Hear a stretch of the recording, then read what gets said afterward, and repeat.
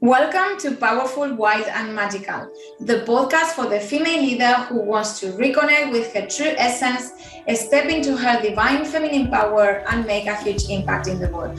I am your host, Nadia Gargalo, and in today's episode, we have Christina Popovic. Christina is an award-winning speaker, certified health and life coach, master transformation coach, and business mentor, helping women thrive in life and business. Christina is passionate about helping women step into their boldness and feminine power with a foundation of spirituality to accomplish their dreams and their financial goals. She leads by example that anything is possible. She is the host of the Journey to Influence podcast and founder of the Worthy and Wealthy community. In this powerful conversation, we talk about what it means to rewire your brain from safety to success, how our brain is designed to keep us safe and how to stop it from holding us back, how to overcome fears when trying to grow in your business, and how to feel you are good enough, step into your power and be in your boldness. Are you ready for this one?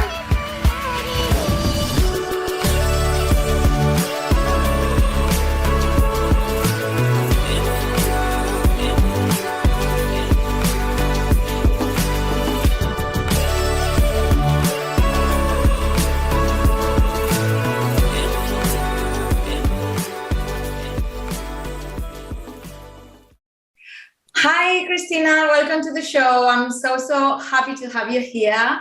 I really love the way we connected, and this shows the power of social media, not just to connect with soul clients, but to connect with soul sisters as well. And I'm really excited to have you in the show and for this conversation.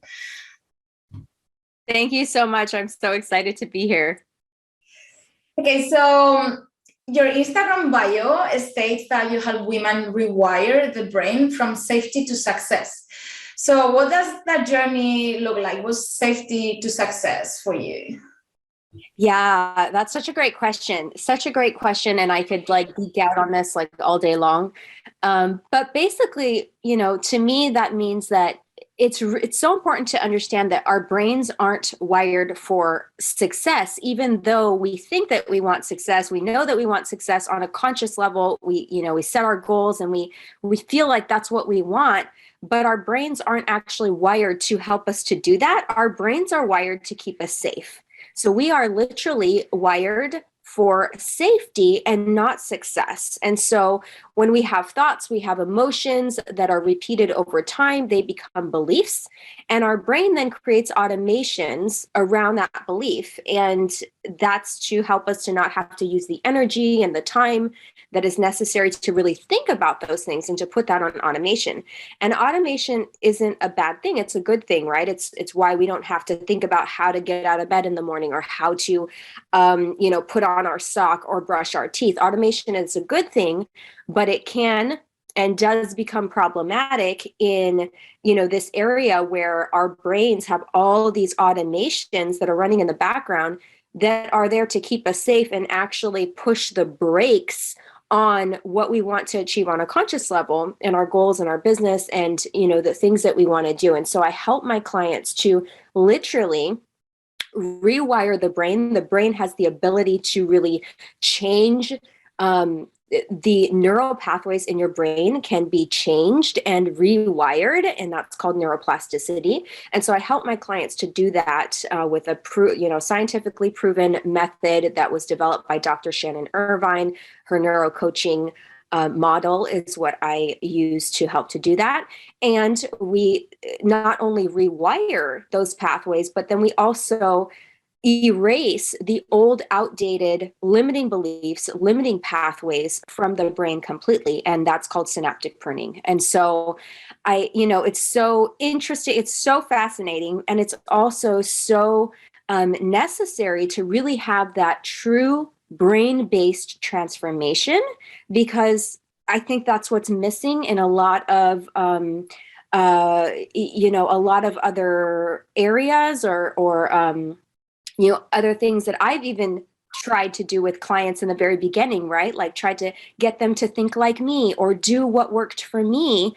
And that doesn't necessarily work because they're wired differently. They have different beliefs. They have different brake pedals going on in their own automations than I do, right? And so it was very fascinating for me to learn this and then to be able to implement this with my clients. And then not quite the same, but I feel like it's a parallel as well, is not only do we want to get brain-based transformation, but we also want to get energetic transformation, because I truly believe that, we all have trauma that is physically stored within our body that can create energetic blocks to being able to achieve what we want to achieve, receive what we want to receive, create the life that we want. And so I also use not only brain-based transformation, but also energetic shifts. And some of my favorite tools come from a modality called Access Consciousness. And you can find out more about Access Consciousness on their website, accessconsciousness.com. But I think it's important because we might think that just wanting to do something is enough, or just setting a goal is enough, or just, saying affirmations is enough, and really there's so much that can be working against us on a subconscious and energetic level that we're not even aware of, right? Once it goes into automation, your prefrontal cortex is no longer working. You don't need to think about these things. They're literally running in the background without your permission, without your knowledge, really, without your conscious knowledge. And it can literally be the reason why you feel like you can't have the success that you're trying so hard to have, because there's all these things that are working against you. And so I love helping my clients to really shift on those levels so that they can have what they want to have, be who they want to be, achieve what they want to achieve, and have different thoughts, have different thought patterns, and be wired for success rather than wired for safety, which is our default. Wow, that's so powerful. And it's so important to understand that we all go through that. Like, it doesn't matter if you are starting your business, if you are already making 100K a month in your business, we all have these patterns running, these automations, and the fear coming as well from those patterns. So understanding this and working at that level, I think is something super important for any entrepreneur. And Right. Would you like to share a little bit more? Because I'm so fascinated about rewiring your brain, subconscious reprogramming, the energetics, because I believe everything is linked. Like, your brain creates the emotions go into the body. And when you have an experience, a trauma, whatever that's caused you having a specific programming or limiting belief, this is going to show up in your body as emotions and block your energy. So everything is super, super related to the energy block together with the subconscious reprogramming. And I'm so passionate about this. So I really love to hear about people's methods, because there are loads of them. Mine is focusing on hypnosis, NLP. I do quantum healing as well. I just actually started to use Akashic records as well. And I love all this stuff. So would you like to share a little bit more on your methods and how they work? Yes, sure. And before I get into that, I'm really curious about this Akashic record stuff. I'm like, that's my next thing to dive into. I did do a little bit of hypnosis on my own. Really, last year was the year of healing for me. I would say last year was a year of healing for me. And one of the modalities that I did use for myself was hypnosis. And I loved it. I felt like that was like that first taste for me of these shifts on a subconscious level, right? Like getting in tune with what is underneath, what is in that subconscious level, those automations, right? Like what is there, as well as EFT tapping. And I know that you use that as well. Yeah. So those are some of the things that really helped me to, start to dive into this really on an energetic level of clearing blocks. So those are some of the EFT is another one that I really love to use for myself and for my clients.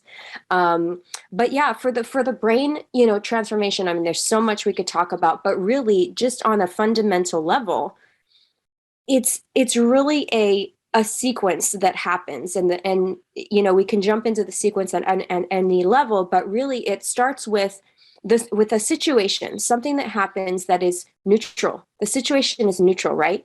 The same thing could happen to you and it could happen to me, and we could experience it completely different.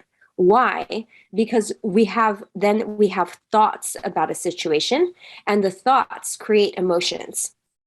So, for example, we could both launch a webinar class, and 3 people could sign up to your class and 3 people could sign up to my class. And you could be like, oh my gosh, I'm so excited. 3 people signed up for my class.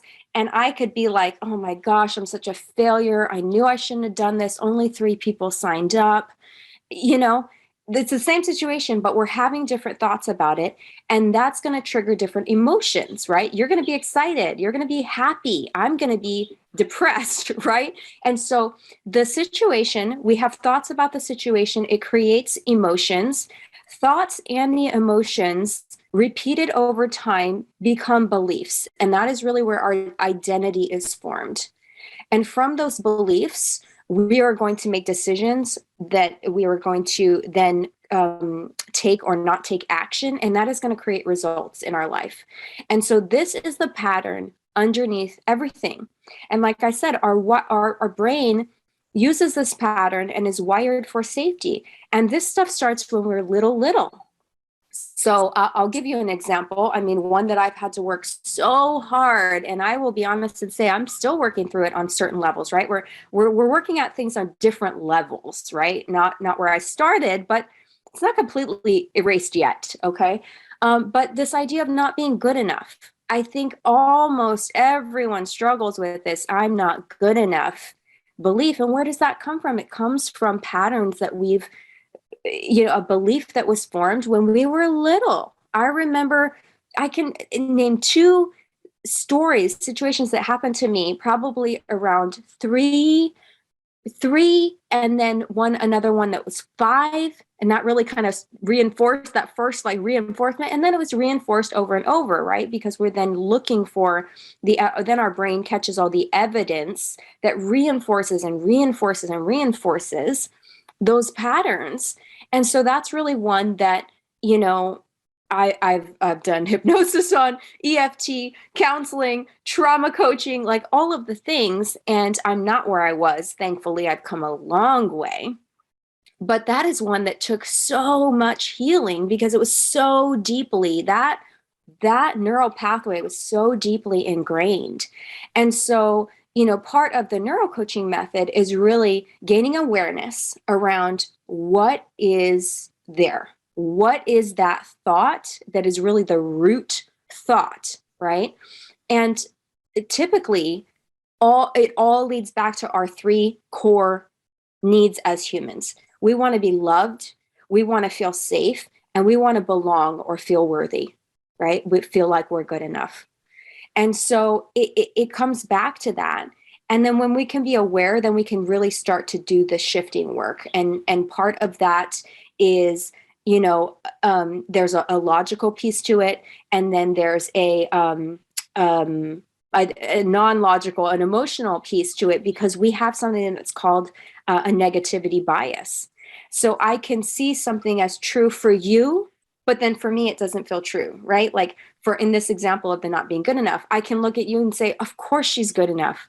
Of course she is. Look at her. She's good enough, right? But then something about me would say, well, but not you.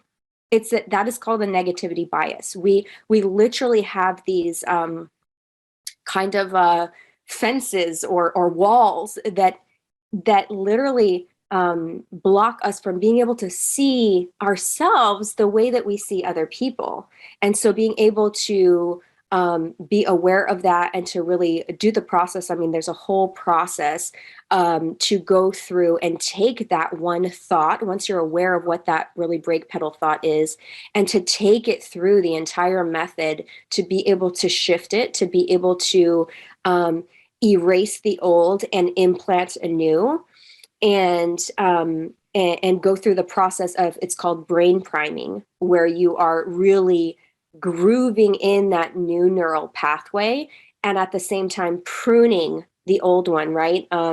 I love the example of, just carving a path. If you were to go in the forest and you're hiking through the forest and there's a path that's well worn, and that's the same thing that you're doing in the brain. You have well-worn paths that's just easy to go down. You've walked a million times, and this is now creating a new path. So you're carving out the new path. And while you're carving out the new path and you're starting to walk that new path, you're also then no longer walking on the old path, and that can get grown over and then eventually not be there at all.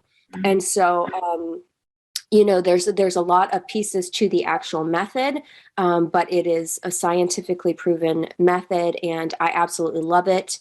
And, part of the certification is really doing the work for yourself at the same time that you are learning how to take your clients through that. So it's really powerful. Wow. I can so relate to the part of those beliefs forming from very early experiences, because one of the things I got to uncover myself through my healing journey was the need of doing to feel valuable or loved. And this came, it was very surprising when you go deep into the subconscious and then you have these memories and these things coming up are really surprising, because I was completely not aware of it. I had a very good childhood where I had everything I needed. But then this came up of, I have a younger sister, which is like 3.5, just over 3.5 years younger than me. And when she was born, I learned that because she got the attention, obviously she was a baby. But at that age, you don't understand things going on. So I developed this pattern because when she grew up as well, she was like a very active kid and very funny. And I was kind of a quiet, nice little girl. So I learned that to be loved or for people to pay attention to me, I had to be good at things. So I was always the best at piano. I was always the one doing dances, rhythmic gymnastics. I was always the one bringing the good grades.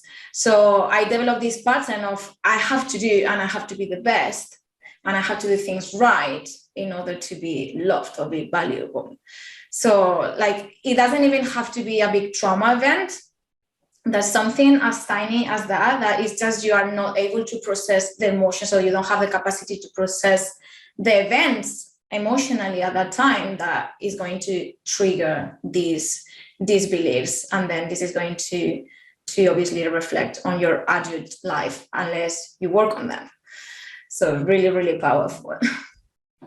I love that you mentioned that. Because that is something that I really had to learn kind of the hard way, for lack of a better word, is this idea of trauma doesn't necessarily have to mean what we might think that trauma means. Like this big, I love how you said, I had a good childhood.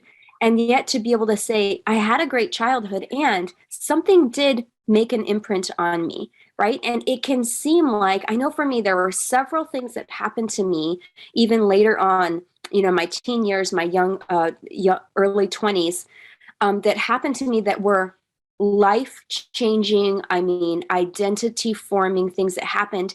And they might not seem like much to someone else. Someone might say like, oh, that's not a big deal. That wasn't a trauma. That wasn't actually rape, or that wasn't actually molestation, or that wasn't anything. And so it took me time to be able to say, you know what? I don't need someone else to say this was trauma. I don't need someone else to give me the criteria of what I decide was traumatic for me. And it can be someone said one thing to you. It can mean your energy shifted around that person and you never forgot about it. The body, like I said, the body holds so much, even when, to the next person, it might not be, people say, I don't like this word, but people say big T trauma, little T trauma. I'm like, trauma is trauma. Like trauma is trauma. And to give yourself permission to say, you know what, that happened to me and that really affected me, without it having to, because I know for years for me, it was like, that's not a big deal. That shouldn't affect me the way it has. And that's just not true. And so the first step, I think, to any of this work is to really allowing yourself to see what was there and to not let anyone else's definitions of anything affect what you consider has formed you, so that when we can look at it and recognize it for what it is, then we can decide what is not serving me, what part of the story am I choosing to change. And I think that recognizing it, giving it space is like the first step to that. So I love that you pointed that out. Yeah, that is very important, like self-acceptance and not comparing to others. The fact that you didn't have a big trauma event doesn't mean things cannot affect you. And it could be as little as, I don't know, having kind of a hard parent telling you when you get your grades that you can do better, for example, throughout your life, and that make you feel that what you do is never good enough. It can be as little as that, or like my own story, like my sister did nothing to me, my parents did nothing to me, but as a little girl, I just learned that because I just couldn't process the attention being on her. And like just my emotional system at that time had no capacity to process that in a healthy way. So you just develop this. And it doesn't mean that you have to be raped or anything like that, or have a traumatic accident by car, or like be like have a life-death situation or anything like that. It's nothing about that. Exactly. And our brains are so that, like I said, they are wired to keep us safe. And so when something happens to us as a child, like you said, the brain learns, oh, that didn't feel good. So we're going to put this process in so that we don't have to feel that again. This survival pattern. It is. And so it's all there to help us to be safe. But on the same token that it's helping us to stay safe, safety, of course, there's a time and a place where that's a good thing, right? If some animal's chasing you, it's good that you feel that you have to run, right? Like there's a time and a place where that serves us. But a lot of times, in our line of work, or what we're trying to create as entrepreneurs and putting ourselves out there on social media and all of these things, a lot of that can actually come up and be hindering what on the conscious level we're wanting to create. And so it all comes down to this idea of we want to feel safe, we want to feel loved, and there's all these automations that have been put in place over our entire life to help us to do that. But often that safety in what we are trying to do, it often equals playing small, staying in our comfort zone, right? Like the brain is not telling us like, oh, stretch outside that comfort zone, take that risk, leap into the unknown. There's a part of the brain that does that, but another part is saying, oh, no. Remember that time when you were in junior high and you stood up in front of the class and you froze. We never want that to happen again. So don't you go hitting that live button. That could happen again, right? Like there's all of these things, and we don't consciously hear that. Like I said, once it's in automation, the prefrontal cortex is not what needs to be turned on to be able to have those automations running. So it's not in the brain. We're not thinking that. It's actually in the limbic system and the emotional system that's running without you having to turn that on. And so it's so important to be able to do the work to really shift those. If not, we end up frustrated because we end up feeling like, oh, I know I should do this and I want to, but I just can't. Or things happen because, again, the brain is smart. So it's going to give us reasons that feel really logical, like being too busy. We're going to get really busy.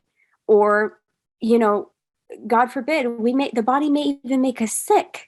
Like we can manifest all kinds of things in our life as a shield to keeping us safe, really. And so it's so fascinating.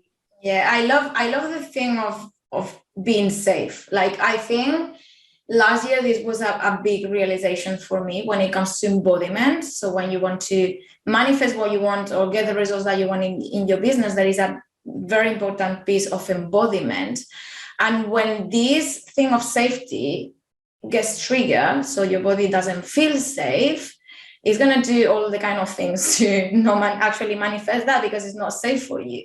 So there is such an important element there with the fact of not being safe, and working on those beliefs that are not making you feel safe, so you actually can feel safe and your body doesn't, like your nervous system doesn't get triggered, and then create this energy resistance, these energy blocks through your emotions, because just your nervous system gets activated.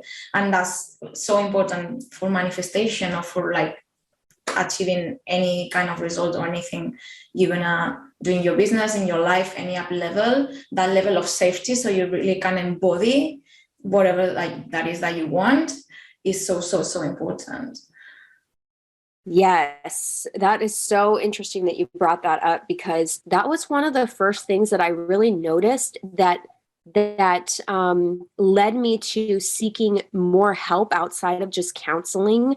I had done counseling, you know, for me personally, I mean, no diss on counselors. I'm sure there are great ones out there, but for me, counseling wasn't doing it for me. And so one of the things that I noticed that had me start to search for more of, you know, what led me to hypnosis, for example, was this realizing that in my physical body, I was always in fight or flight. Like that I was, you know, I remember specifically like me sitting in my living room one day. It was a weekend. I had nothing to worry about. There was nowhere to be, nowhere to go, no reason to rush, no reason to be stressed. Sitting there with my beautiful family. And in my mind, I'm like, I should feel very relaxed right now, but I didn't. I felt tensed. Like I literally felt my body not relaxed. And I started to notice it all the time. And I'm like, why am I never relaxed? And it was actually through working with a trauma coach. She helped me to understand that for years and years and years, when I was a little girl, my body learned to be in fight or flight, to always be on the defense to keep me safe, because I didn't feel safe, right? Something happened and I didn't feel safe. And then my body got so used to being in that heightened alert, in that hyper alertness, that it just then became habit. And it's been a habit now, you know, that I really had to, that I got to do a lot of work around, and to be able to connect with my body and my nervous system, and clear, and, you know, energetically clear things from my body that were stuck in there, and you know, encapsulated in there, that kept my nervous system on high alert. And to be able to, you know, clear some of that, heal some of that, and to be able to then embody feeling safe, that is huge. And I think it's huge, especially for women, especially, I mean, most women go through some kind of sexually traumatizing experience. Like I said, whether it's something that someone would say was small or not, you know, most women go through something that has traumatized them in a sexual way. And that leads to not feeling safe. That leads to, you know, feeling like you always have to be on high alert. And I see that come into, you know, it ties in, like you said, it all ties in. And how we do one thing is how we do everything.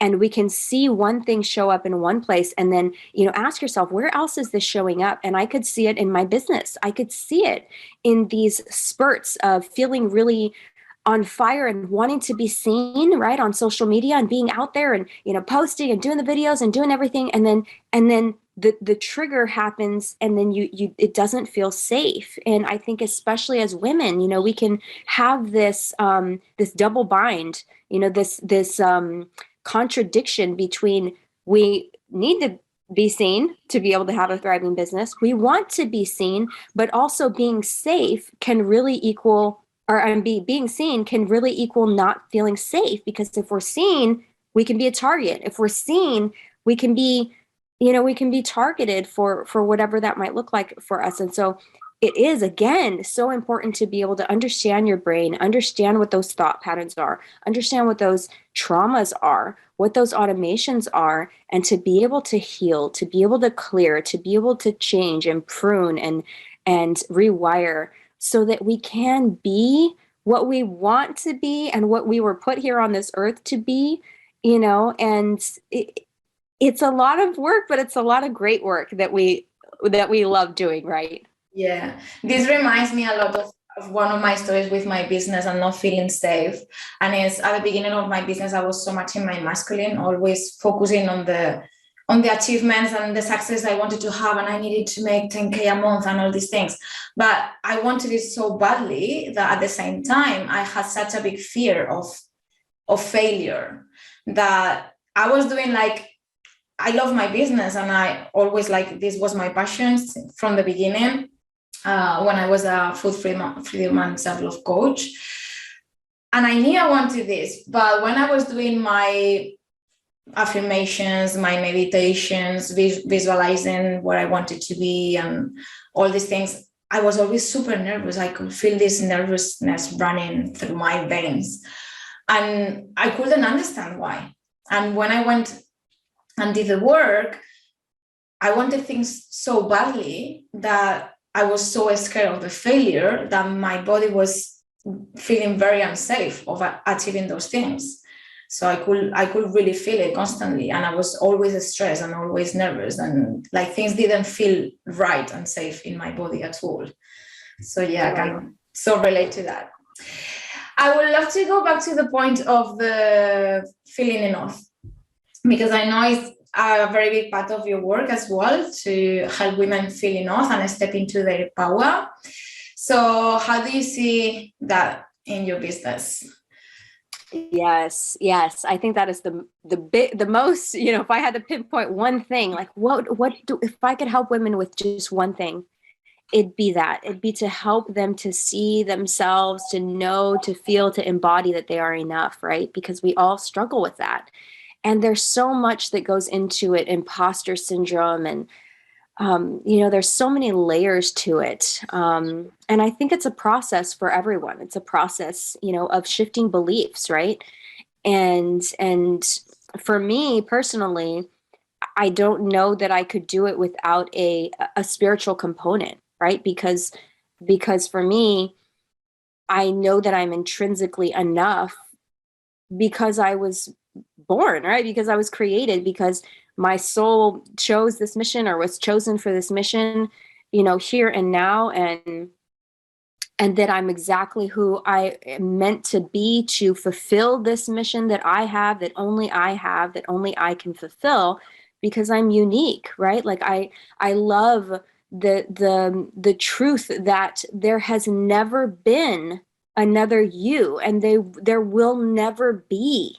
That's mind blowing. If you really think about that, like if you can really just let that sink in, ever in eternity, that's crazy.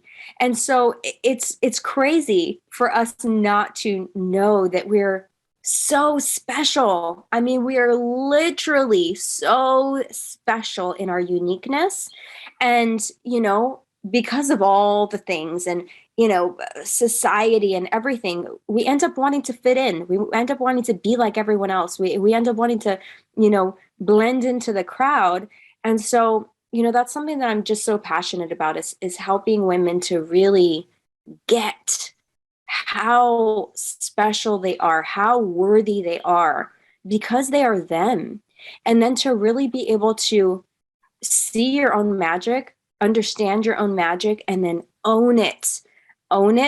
And then, of course, like we said, it comes with doing all the work that we talked about to be able to feel safe in that, be able to embody that, be able to step through, to move through the fear that will inevitably be there. I was talking to a client the other day about this. I'm like, don't think I'm not scared. Like, I'm scared. I've been doing this for 4 years, going live and all that. And there's still most times a little bit of nerves that pops up when I'm about to hit the live button or do any of it. Like, we feel the fear. Yeah. If you wait to never feel the fear, you're never going to do it. Like, everyone feels the fear, I think, whether they admit it or not. But I think that the people who are the most successful, they've just learned that it's not a sign to stop. It's not a sign that they're not enough. It's just a sign that they're human, that they're having a human experience. You're going to feel the fear, but it's learning to recognize it for what it is. It's not a red light.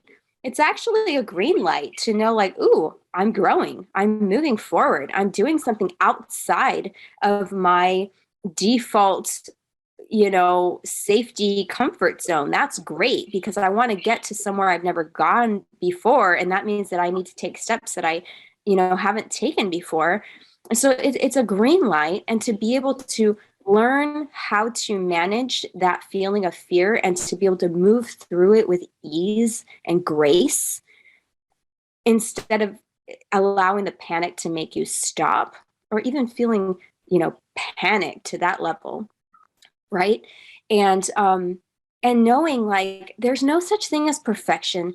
There's no such thing as the perfect time. There's no such thing as, I hear so many, I work with so many clients through this piece of like, oh, but I'm just so scared because I want it to be even better. I don't know if it's enough. I want it to be perfect. What does that mean to you? Like, what is this criteria of perfection? Because no one is doing it perfectly. No one is perfect. No one has no fear, unless they're like really like, what's the word? I forget the word, narcissistic or something. I'm like, healthy people, like, they feel the fear, and no one's doing it perfect. There's never a perfect time. You're never going to feel ready. I love Angie Lee says, ready is a lie. You're never going to feel ready.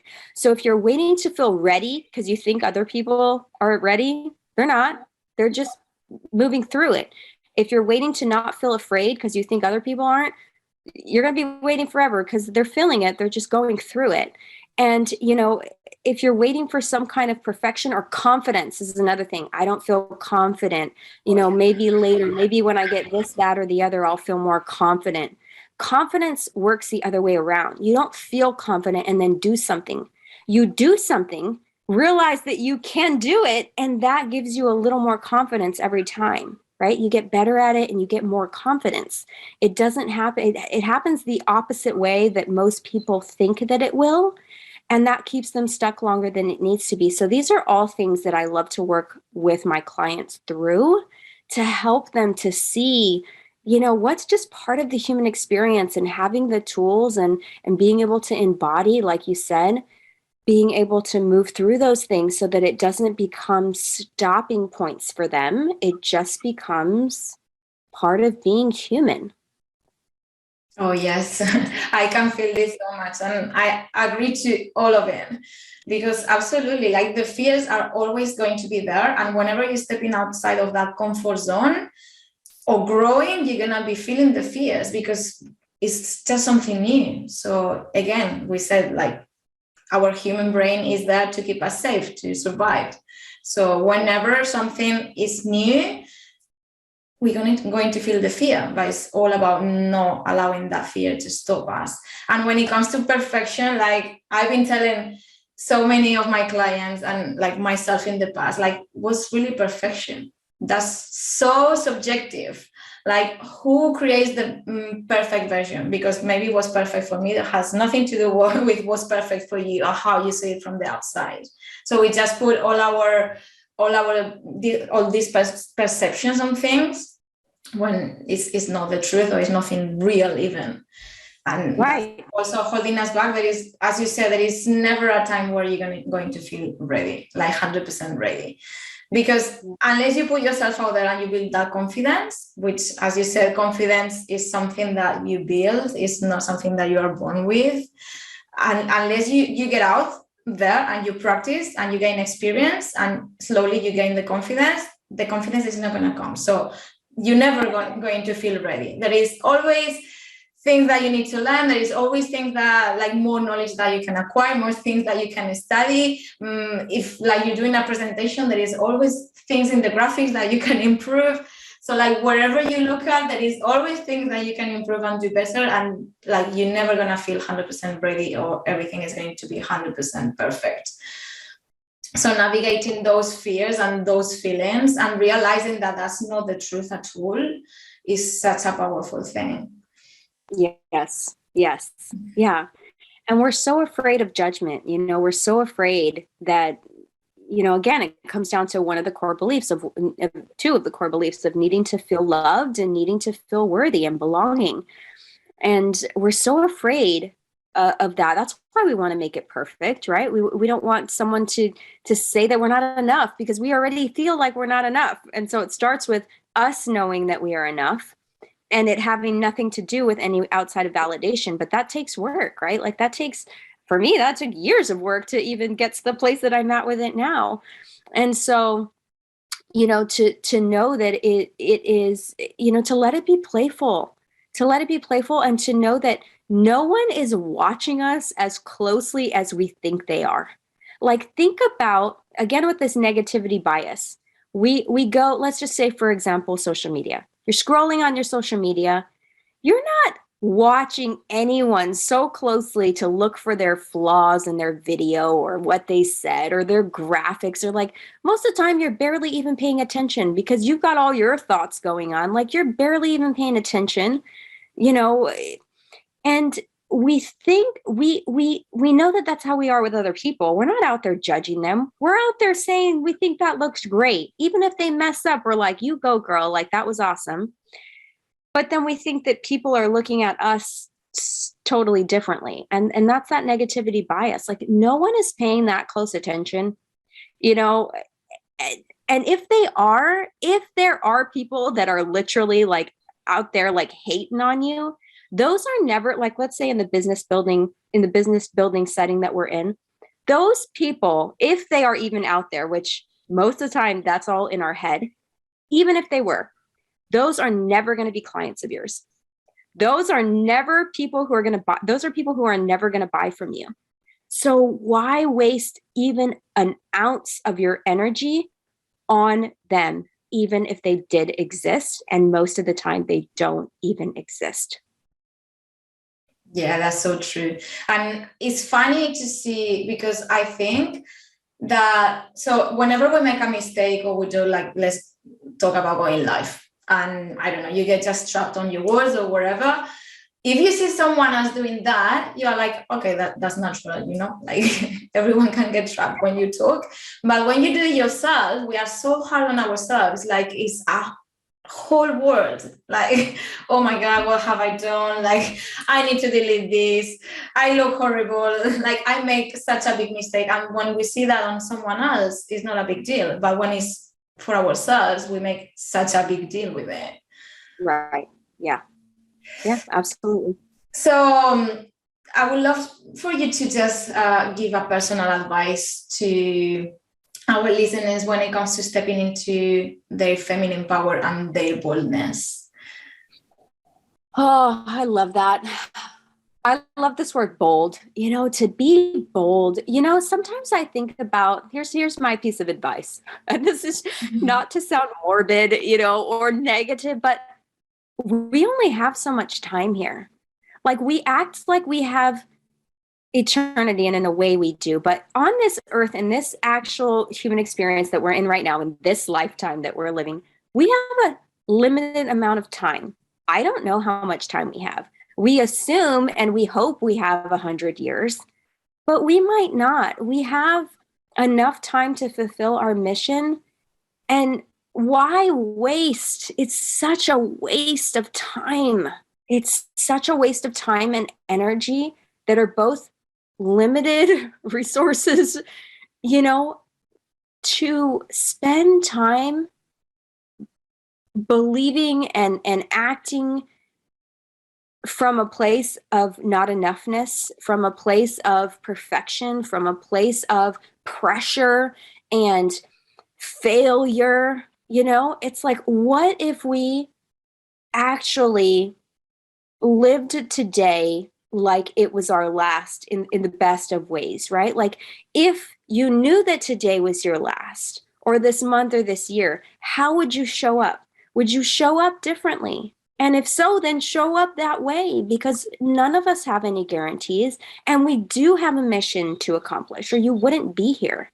So take that seriously, honor your mission and your soul and your creator by taking it seriously and not wasting your time and wasting your energy on things that truly don't matter. Ask yourself, like, if there was no way anyone was going to judge me, and there was no way that someone was going to criticize me, or that I was going to have any kind of like these things that I'm afraid of, like, how would I show up in the world?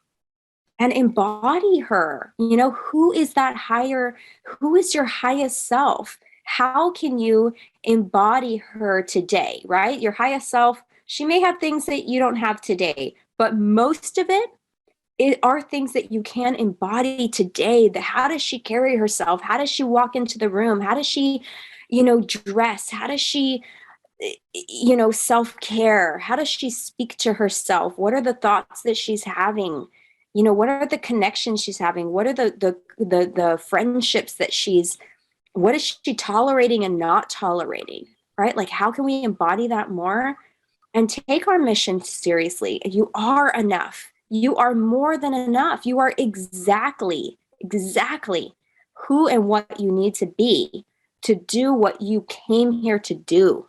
And so, let's take it seriously. Let's chip away everything that isn't us and operate from that place. And I will say it's easier said than done at times. So get the support that you need, whether that's a coach, whether that's, a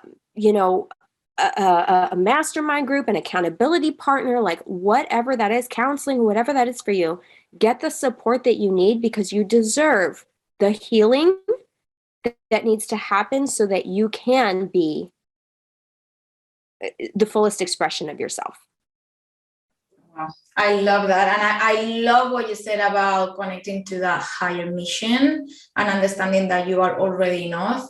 That was so huge for me to fully step into my power, because when you realize that you have a mission in this life that's higher than yourself, that has nothing to do with you being the point of attention or anything like that, there is something bigger going on, and that you don't need anything from outside of you. Obviously, like, growing is important for everyone and evolving, like our expansion is important in this lifetime, and for the evolution of our soul. But when you understand that you have a higher mission and that you trust that everything that you have is what you need and is already enough, like, then you can drop so much of the weight and really step into that power, because it's not about doing something or becoming something or like putting the labels or trying to be XYZ. When you just fully understand that you are enough as you are right now, wherever you are in your life or wherever is going on for you,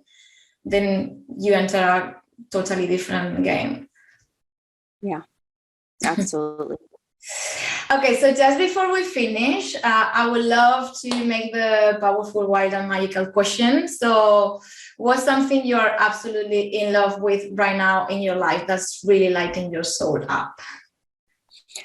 I would have to say it is my community. So I recently opened a private community called the Worthy and Wealthy Community Membership, and that is lighting me up so much. And we won't, for sake of time, we won't dive into, why I created it and where it all came from. But it boils down to really wanting to find a different way to show up for my audience. And, I made a lot of big shifts in what I'm sharing and how I'm sharing it. And that's where the community was born. And so it just has felt like a coming home for me. It feels like I have a home to just really share all the things and all the ways that I want to share within my private community. And so many fun features and bonuses and perks to being inside the community. There are 3 different levels that you can join. And I'm just having so much fun creating in this space for this space. That is totally lighting me up these days. And if you go to my Instagram, you'll see it's all about the community. Like the last 12 posts are all about the community, because I'm so excited about it. And I'm rolling out, feature after feature, and it's just completely lighting me up and feels so aligned. So that is what has been lighting me up lately. That's amazing. I know, like, we're gonna not gonna go into the whole details of this conversation, but I know you had an experience with your Instagram account, which I did with mine in a different way too. And I think a lot of us are like waking up and realizing to building our own communities also outside of the social media. And like, I can imagine how lighting is that, because like it's your own thing, like it's your baby. Yes. I'm pretty sure it's been a magical thing. Yes, it is, just to create, like you said, to create something that no one can take away. No one's giving you the rules. No one's putting an algorithm on you. No one's saying, oh, you got, that's not in your niche, or that's, just to be able to create something that can't be taken away, that you're building, that everything that you put into that is brick after brick after brick of something that you created, that it's entirely you. It's so beautiful. It's so powerful. It's so fun. It feels so freeing. It feels safe in the best of ways. It feels comfortable. And I described it like, being, I'm still on Instagram, still going to be on Instagram, but that's, it's the filters, it's the pretty, it's the, it's the bits and pieces here and there. My community is the real. Like, I'm literally never using filters. I'm never filtering what I'm saying or overthinking, or it's just like, I feel like there's this place where I can just be completely out of the box. And not everyone, then I've learned this the hard way. Not everyone deserves to see you that way. And I would have disagreed with that just 6 months ago. That would have rubbed me wrong. And it's okay if it rubs you wrong. We're all in our different places. But for me now, not everyone deserves to see my heart completely bare, but some people do.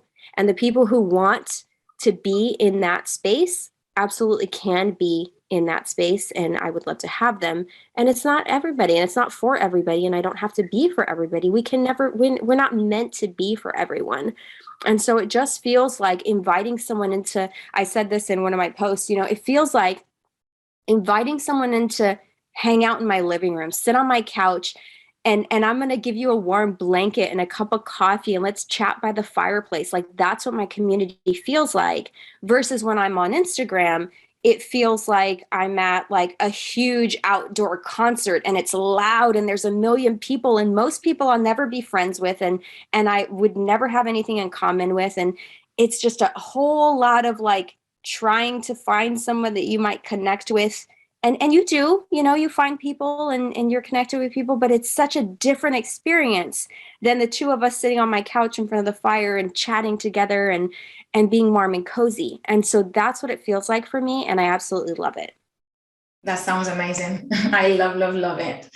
And everyone who wants to just go find her, check that community, because it's awesome. So would you like to share where people can find you, if you want to share any of the other things that are going on for you in your business? Absolutely. So you can find me on Instagram, Christina.Popovic, and I'm sure you'll have the links in the show notes. You can find me on my website, ChristinaPopovic.com. You can find information for the community there. I can give you the separate, the link to that. There are 3 tiers. It starts at under $5 a month. So there's something for everyone. There's going to be a ton of free resources in there. I'm doing pop-up classes every month, free for the community members, low end offer for anyone outside of the membership. So there's places where you can come, you can take my classes, you can be in my community, you can listen to the podcast. I've got a public podcast and I've got a private podcast for community members only. So there's tons of places where you can get free resources from me, and also paid products at every level. Yeah. Go listen to her podcast as well, because it's amazing. Can you remind us of the name of the podcast again? Yes. So the public podcast is called the Journey to Influence podcast, and you can find it on all major platforms. I actually had the pleasure of interviewing Nadia just last week, I think it was. And so that was an amazing conversation. So go check that out on that one. Yes. Go check it out. That was actually episode number 1 of the 2nd season. So it's a new season, brand new chapter in my life, in my business. And Nadia actually was the very first episode of season 2. So check that out it was really an awesome conversation. Yeah, I will be dropping everything on the show notes because there's a lot of different links. And yeah, thank you so much for being here today and for sharing all your wisdom and love with our listeners. Thank you so much. Thank you so much for having me. It was an honor. Thanks for listening. I hope you liked this episode. If you did, please subscribe, share it, tag me and Christina, and share your thoughts on what came up for you with us. I would love to connect with you. Follow me on Instagram, where you can find more of what I do and chat with me. Stay in your light, and I will see you in the next episode. Powerful, wild, and magical being.